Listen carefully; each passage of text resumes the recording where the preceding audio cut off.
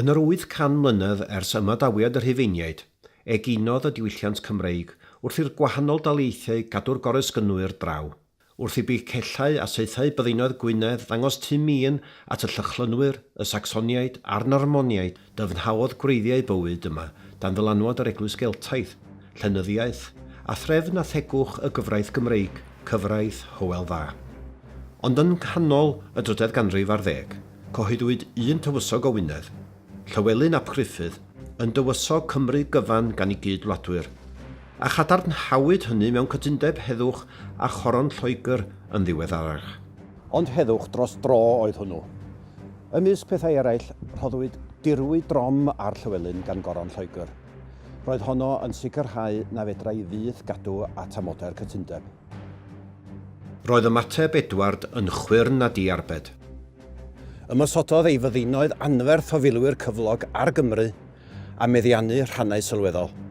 Yna aeth ati i gomisiynu'r gadwyn o gestyll mwyaf blaengar a welodd y byd.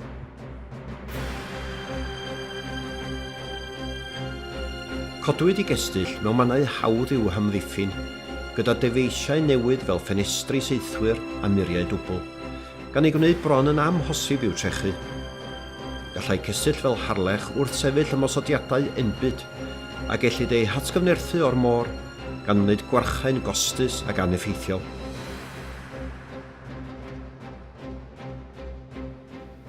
Gorthrymwyd Cymru gan ddeddfau cosb y Saeson ar eiddo a Masnach. Gwaharddwyd y Cymru rhag dal swyddi ac fe'i trethwyd yn drwm i dalu cost y cestyll.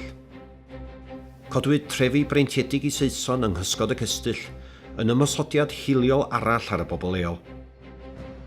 Gweitha hyn i gyd, bydd sawl gwrthryfel yn ystod teyrnasiad Edward ei hun, a gyda hyn disgynnodd y castell hwn hyd yn oed i ddwylo Owain Glyndŵr.